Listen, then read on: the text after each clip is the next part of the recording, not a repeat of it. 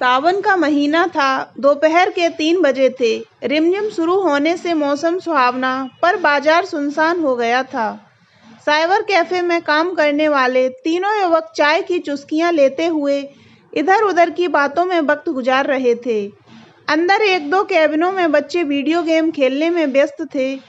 तभी वहां एक महिला ने प्रवेश किया। युवक महिला को देखकर चौंके, क्योंकि शायद बहुत दिनों बाद एक महिला, और वह भी दोपहर के समय, उनके कैफे पर आई थी। महिला किसी संभ्रांत घराने की लग रही थी। चाल डाल व वेशभूषा से पढ़ी लिखी भी दिख रही थी। छाता एक तरफ रखकर उसने अपने बालों को, जो वर्षा की तेज बूंदों व तेज हवा से बिखर गए थे, कुछ ठीक किए।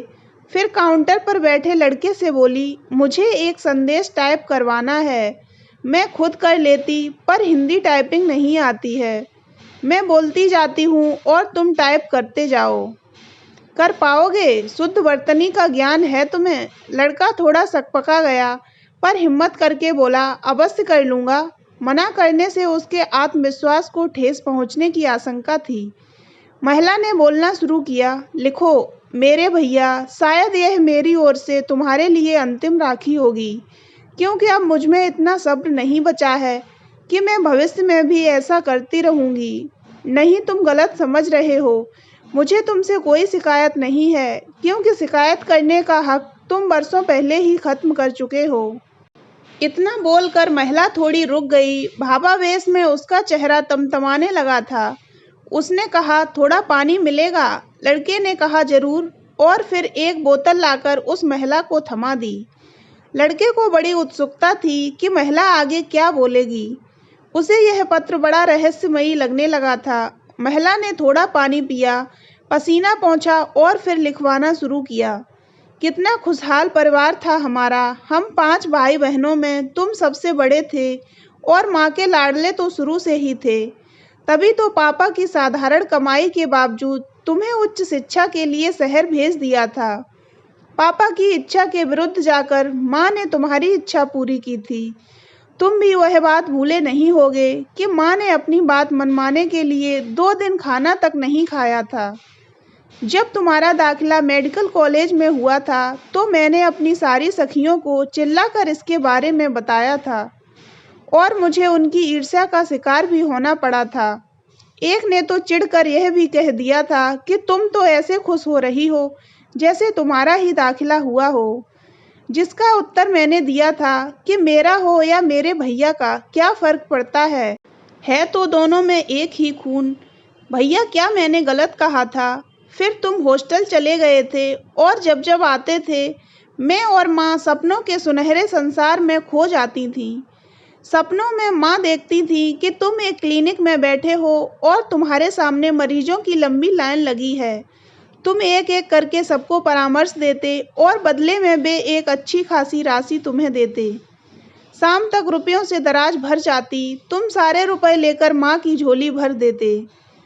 तुम बातें ही ऐसी करते थे। माँ सपने न देखती तो क्या करती, और मैं देखती थी कि मैं सजी धजी बैठी हूँ। एक बहुत ही उच्च घराने से सुंदर सुशिक्षित वर मुझे ब्याहने आया है। तुम अपने हाथों से मेरी डोली सजा रहे हो, और विदाई के वक्त फूट फूट कर रो रहे हो। पिताजी हमें अक्सर सपनों से जगाने की कोशिश करते रहते थे, पर हम माँ बेटी नींद से उठकर आंखें खोलना ही नहीं चाहती थी, क्योंकि तुम अपनी मीठी मीठी बातों से ठंडी हवा के झोंके जो देते रहते थे। माँ ने साथ साथ तुम्हारी शादी के सपने भी देखने शुरू कर दिए थे। उन्हें एक सुंदर सजीली दुल्हन आंखों में लाज लिए घर के आंगन में प्रवेश करते हुए नजर आती थी। माँ का पद ऊंचा उठकर सास का हो जाता था, और घर उपहारों से उफनता सा नजर आता था। हॉस्टल से आते जाते माँ तुम्हें तरह तरह के पकवान बनाकर खिलाती भी थी, और बांध कर भी देती थी। पता नहीं ये सब करते समय माँ में कहाँ से ताकत व हिम्मत आ जाती थी, वरना तो सिरदर्द की शिकायत से पूरे घर को बस में किए रखती थी। सपने पूरे होने का समय आ गया था। तुमने अपनी डिग्री हासिल कर ली थी, और हॉस्टल छोड़कर घर आने की तैयारी कर ही रहे थे कि अचानक तुम्हें एक प्रस्ताव मिला। प्रस्ताव एक सहपाठिन के पिता की ओर से था, विवाह का। तुमने माँ को बताया। माँ को अपने सपने दूनी गति से पूरे होते नजर आने लगे। माँ ने इस रिश्ते के लिए खुशी खुशी हामी भर दी। मैं आज तक नहीं समझ पाई कि माँ ने स्वयं को इतना खुशहाल कैसे समझ लिया था। इठलाती इतराती घर घर समाचार देने लगी कि डॉक्टर बहू आएगी हमारे घर, तुम्हारा विवाह हो गया। अब सबको मेरे विवाह की चिंता सताने लगी थी। माँ बहुत खुश थी। उन्होंने जो थोड़ा बहुत गहने मेरे लिए बनवाए थे उन्हें दिखाते हुए तुमसे कहा था कि बेटा इतना तो है मेरे पास, कुछ नकद भी है, तू कोई अच्छा वर तलाश कर, बाकी इंतजाम भी हो जाएगा। अब तू यहाँ रहेगा तो क्या चिंता है। समाज में मान प्रतिष्ठा भी बढ़ेगी और आर्थिक समृद्धि भी आएगी। सब कुछ ठीक ठाक चल रहा था कि एक दिन भाभी ने घोषणा कर दी कि अभी यहाँ क्लिनिक खोलने से लाभ नहीं है। इतना पैसा तो है नहीं आप लोगों के पास कि सारी मशीनें ला सकें। नौकरी करना ही ठीक रहेगा। मेरे पिताजी ने हम दोनों के लिए सरकारी नौकरी देख ली है, हमें वहीं जाना होगा। और तुम चले गए थे। उसके बाद तुम जब भी आते तुम्हारे साथ भाभी की फरमाइशों व शिकायतों का पुलिंदा रहता था। पर पापा की आर्थिक स्थिति ऐसी नहीं थी कि वे अब तुम्हारी सभी इच्छाएं पूरी कर पाते। उन्हें अन्य भाई बहनों की भी चिंता थी। भैया उन दिनों मैंने तुम्हारे चेहरे पर परेशानी व विवशता दोनों का संगम देखा था। तुम्हारी मुस्कुराहट न जाने कहाँ गायब हो गई थी। हर वक्त तनाव व चिड़चिड़ाहट ने तुम्हारे चारों ओर घेरा बना लिया था। भाभी को माँ गंवार, मैं बोझ और पापा तानाशाह नजर आने लगे थे। तुमने बहुत कोशिश की कि माँ कुछ ऐसा करती रहें कि भाभी जिससे संतुष्ट रहें, परंतु न माँ में इतनी सामर्थ्य थी न ही भाभी में सहन शक्ति। धीरे धीरे तुम भी हमें भाभी की निगाहों से ही देखने लगे थे। कुछ तुम्हारी मजबूरी थी, कुछ तुम्हारा स्वार्थ। एक दिन तुमने माँ से कहा कि माँ मुझे दोनों में से एक को चुनना होगा, आप सब या मेरा निजी जीवन। माँ ने इसमें भी अपना ममत्व दिखाया और तुम्हें अपने बंधन से मुक्त करके भाभी के सुपुर्द कर दिया ताकि तुम्हारा वैवाहिक जीवन सुखमय बन सके। उस दिन के बाद तुम यदा कदा घर तो आते थे, पर एक मेहमान की तरह, और अपनी खातिरदारी करवा कर लौट जाते थे। पापा ने मेरा रिश्ता तय कर दिया और शादी भी। इसे मेरा विश्वास कहो या नादानी, मुझे अभी भी यही लगता था कि यदि तुम मेरे लिए वर ढूंढते तो पापा से बेहतर होता। और मैं कई दिनों तक तुम्हारा इंतजार करती भी रही थी, पर तुम नहीं आए। शादी के वक्त तुम थे, परंतु सिर्फ विदा करने के लिए। सीधे साधे पापा ने अपने ही बलबूते पर सभी भाई बहनों का विवाह कर दिया। करते भी क्या, घर का बड़ा बेटा ही जब धोखा दे जाए, हिम्मत तो करनी ही पड़ती है। मैं पराई हो गई थी। जब भी मैं माँ से मिलने आती, माँ की सूनी आंखों में तुम्हारे इंतजार के अलावा और कुछ नजर नहीं आता था। माँ मुझसे कहती कि एक बार भैया को फ़ोन मिलाकर पूछ तो सही कैसा है, वह घर क्यों नहीं आता, कहो ना उससे एक बार, बस एक बार तो मिलने आए। तुमने घर आना बिल्कुल बंद कर दिया था।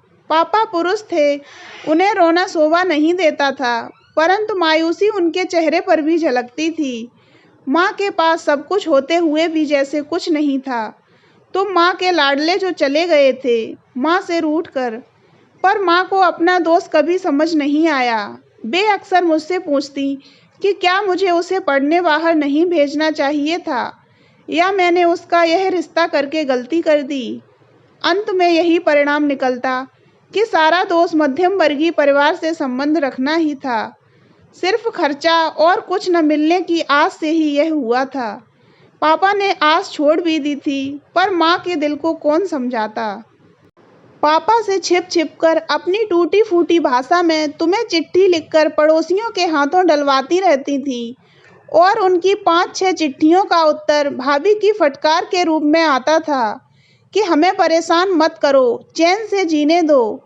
माँ का अंतिम समय आ गया था, पर तुम नहीं आए। तुमसे मिलने की आस लिए माँ दुनिया छोड़कर चली गई, और किसी ने तुम्हें भी खबर कर दी। तुम आए तो सही, पर अंतिम संस्कार के वक्त नहीं, क्योंकि शायद तुम्हें यह एहसास हो गया था कि अब मैं इसका हकदार नहीं हूँ। जीते जी माँ सदा तुम्हारा इंतजार करती रही और मरते वक्त भी तुम्हारा हिस्सा मुझसे बंधवा कर रखवा गई हैं, क्योंकि वे माँ थी और मैंने भी उन्हें मना नहीं किया, क्योंकि मैं भी आखिर बहन हूँ। पर तुम न बेटे बन सके न भाई। भैया, क्या इंसान स्वार्थवश इतना कमजोर हो जाता है कि हर रिश्ते को बलि पर चढ़ा देता है? तुम ऐसे कब थे? यह कभी मत कहना कि यह सब भाभी की वजह से हुआ है। क्या तुम में इतना भी साहस नहीं था कि अपनी इच्छा से एक कदम भी चल पाते? यदि तुम्हारे जीवन में रिश्तों का बिल्कुल भी महत्व नहीं है, तो मेरी राखी न मिलने पर विचलित क्यों हो जाते हो और किसी न किसी के हाथों यह खबर भिजवा ही देते हो कि अब की बार राखी नहीं मिली? भैया, क्या सिर्फ राखी भेजने या बांधने से ही रक्षाबंधन का पर्व सार्थक सिद्ध हो जाता है? क्या इसके लिए दायित्व निभाने जरूरी नहीं? आज 25 साल हो गए। इस बीच न तो तुम मुझसे मिलने ही आए और न ही मुझे बुलाया। इस बीच मेरे द्वारा भेजी गई राखी एक नाजुक सेतु की तरह थी, जो कि अब टूटने की कगार पर है, क्योंकि अब मेरा विश्वास व इच्छा शक्ति दोनों ही खत्म हो गए हैं। भैया, बस तुम मुझे एक बात बता दो कि यदि हम बहनें न होती तो क्या तुम मम्मी पापा को छोड़कर नहीं जाते? क्या तुम्हारे पलायन का कारण हम बहनें ही थीं? हम तुम्हें कैसे विश्वास दिलाती कि हम तुमसे कभी कुछ अपेक्षा नहीं रखेंगी? तुम एक बार अपनी व्यवस्था कहते तो सही। हो सके तो इस राखी को मेरी अंतिम निशानी समझकर संभाल कर रख लेना, क्योंकि मेरे ख्याल से तुम्हारे दिल में न सही घर में इतनी जगह तो होगी। लिखवाते लिखवाते वह महिला उत्तेजना व दुखवश कांपने लगी, पर उसकी आंखों में आंसू नहीं छलके।